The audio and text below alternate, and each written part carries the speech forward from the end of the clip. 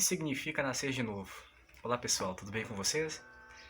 Então, eu queria fazer um pequeno resumo, um breve comentário mesmo, bem resumido, acerca do novo nascimento. O que realmente significa nascer de novo? E o que eu vou falar não tem nenhum cunho teológico ou baseado em algum estudo. Simplesmente foi lendo e o Espírito Santo me revelando que eu consegui compreender. E é um assunto muito importante, eu quase não vejo ninguém falar sobre isso, acerca do novo nascimento. Isso é a coisa que a gente mais tem que comemorar na nossa vida quando a gente nasce de novo. E onde está escrito sobre isso? João capítulo 3 eu acho que é o único evangelho que fala sobre isso. Tudo começou durante o ministério de Jesus. Havia uma autoridade religiosa entre os judeus, cujo nome era Nicodemos, e ele cria Jesus em segredo, e certa noite ele foi conversar com Jesus. Por que ele foi à noite? Porque ele era um fariseu, ele era um mestre, e todos os fariseus, os mestres da lei, eles tinham inveja de Jesus, por tudo que Jesus fazia, a maneira que Jesus ensinava, totalmente diferente do estilo de ensino deles. Eles odiavam Jesus e que na verdade eles queriam matar Jesus, queriam prender Jesus, calar Jesus. Só que Nicodemos era um cara diferente e ele foi ter com Jesus à noite. E ele chega para Jesus e diz: olha, mestre, eu sei que o Senhor é enviado de Deus e que uma pessoa que não, se a pessoa não for de Deus, ela não pode operar todos esses sinais e maravilhas que o Senhor opera. E Jesus enfatiza com uma resposta que impactou profundamente Nicodemos. Jesus disse: em verdade eu te digo, Nicodemos, que aquele que não nascer de novo não pode entrar no reino de Deus, jamais poderá ver o reino de Deus. Nicodemos não sabia nem do que se tratava o que Jesus estava dizendo. Nicodemos, ele era um mestre entre os judeus, e na visão dele ele já estava salvo. E Jesus vai e fala isso com ele: ó, Nicodemos, se você não nascer de novo, você não pode ver. E Nicodemos: como pode isso? Como é possível alguém nascer de novo? Eu já sou velho. Como pode uma pessoa velha voltar no ventre da mãe, voltar, virar um feto, crescer e ser gerado de novo? Não tem como isso. Como pode isso? E Jesus ele respondeu: se alguém não nascer da água e do Espírito, jamais poderá entrar no reino de Deus. Nascer da água e do Espírito. Eu vou abrir um parênteses. Nascer da água. Qual foi o exemplo que Jesus nos deu sobre nascer da água e do Espírito? Jesus ele foi até o Rio Jordão. Ele foi batizado, né? Teve até aquele lance que João não queria batizar ele porque João sabia que ele era o Messias, porque ele viu o Espírito Santo descendo sobre Jesus. Na verdade não foi uma pomba que apareceu ali, tá, gente? O Espírito Santo desceu em forma, não era uma pomba que desceu. Parecia, foi o que a pessoa que escreveu viu, parecia. Tinha uma forma, mas não era uma pomba, tá? E João ele viu o Espírito Santo descendo sobre Jesus e ele negou a batizar. Jesus disse: João, convém que agora seja assim. E João batizou e o Espírito Santo de Deus desceu sobre Jesus. Então, nascer da água significa batizar, é um ato simbólico. Se você batiza nas águas, você está mostrando para o mundo todo que você está morrendo para o mundo e nascendo para Deus. Mas nascer do Espírito significa receber o Espírito de Deus dentro da sua vida, tá? E Jesus disse: se alguém não nascer da água do Espírito, não pode entrar no reino de Deus. O que nasce da carne é carne. Todas as pessoas têm que nascer de uma mulher. Mas o que nasce do Espírito é Espírito. É preciso nascer do Espírito. O Espírito Santo ele tem que descer sobre a pessoa, para a pessoa nascer de novo. Isso é muito profundo, gente.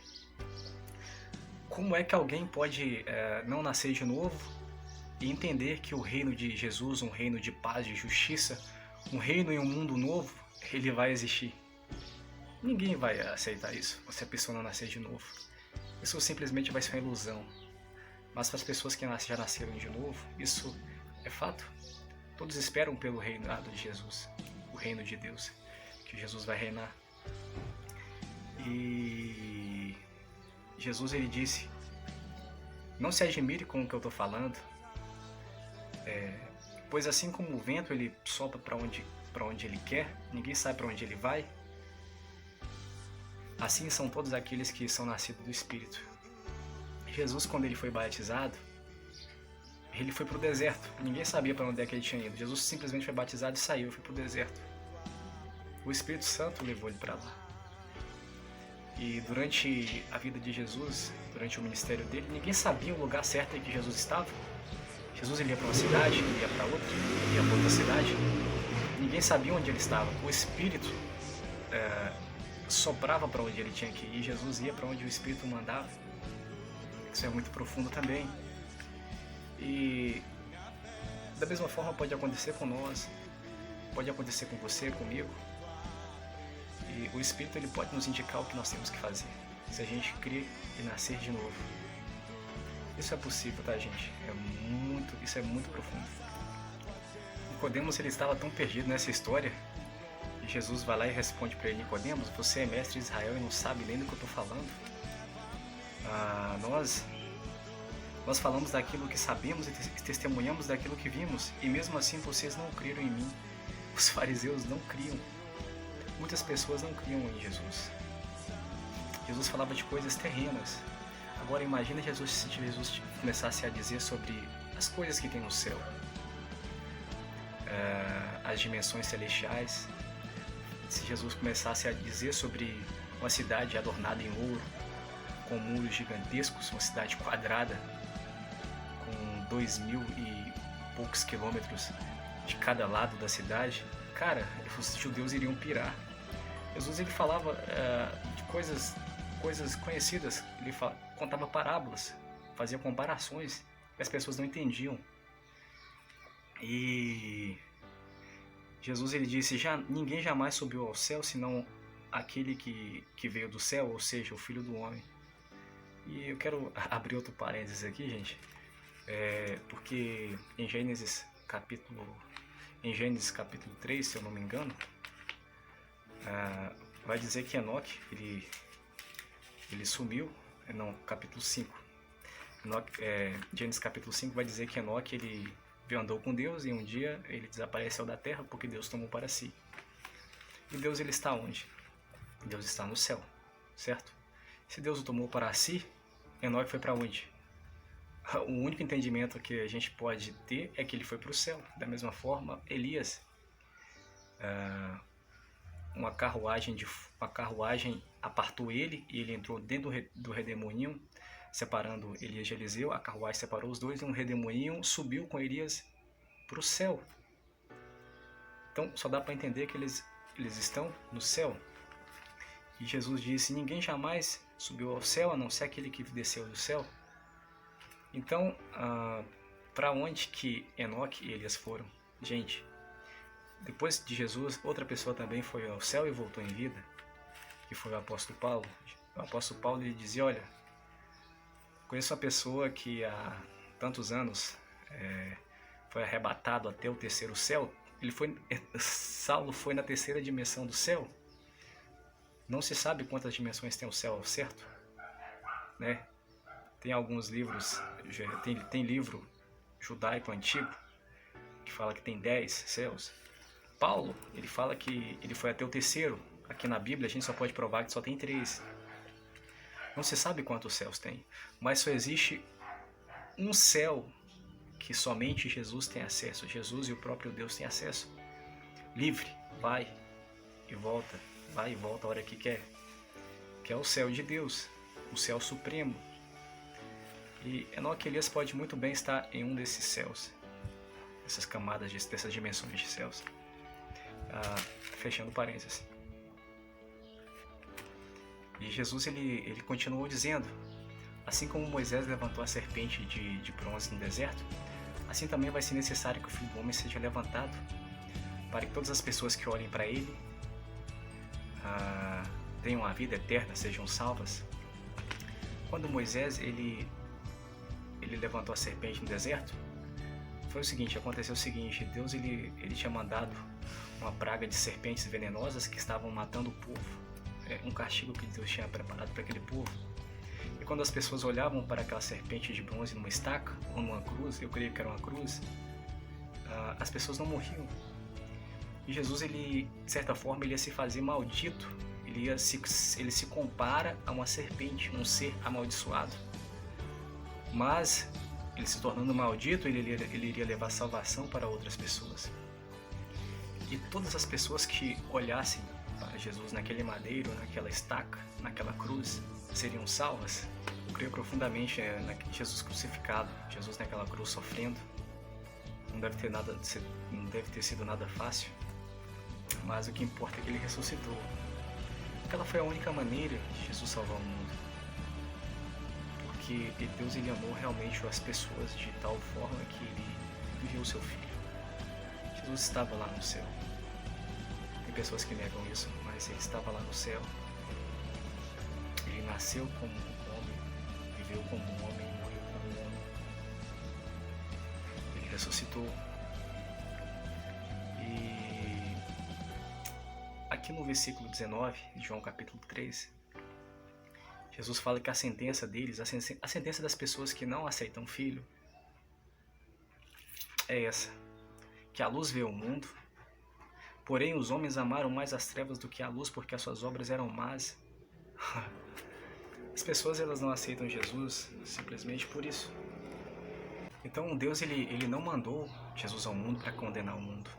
Deus mandou Jesus ao mundo para que o mundo fosse salvo por ele. Mas as pessoas elas amaram mais as trevas do que a luz. Eles não queriam ver a luz de Jesus, porque as suas obras eram más e eles não queriam que as suas obras fossem vistas.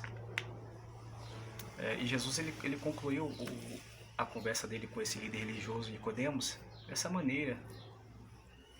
Então, meus queridos, quando as pessoas não querem que as suas obras sejam reveladas, porque tudo que eles fazem são coisas más, eles não estão dando espaço para o Espírito Santo de Deus agir. E outra, os fariseus, eles jamais se dariam ao luxo de ser batizados.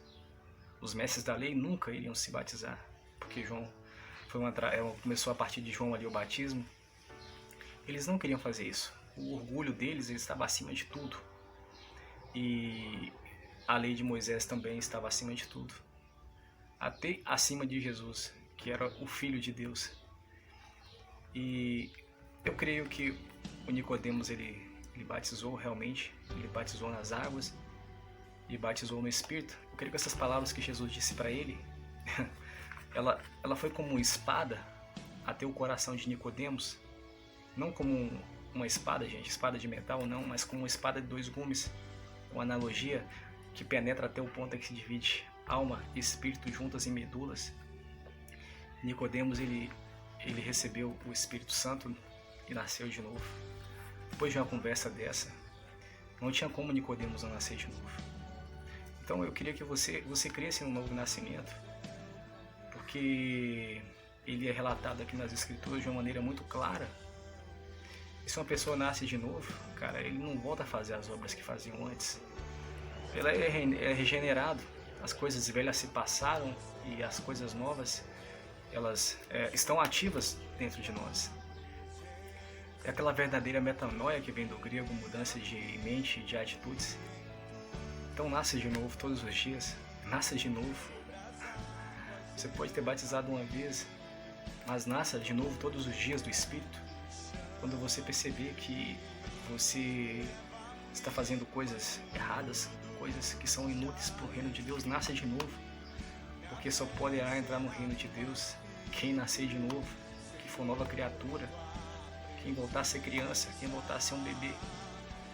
Então tenha essa certeza no seu coração que o Senhor Jesus, Ele salve a sua vida, que Ele te abençoe grandemente, salve você e toda a sua família, em nome de Jesus.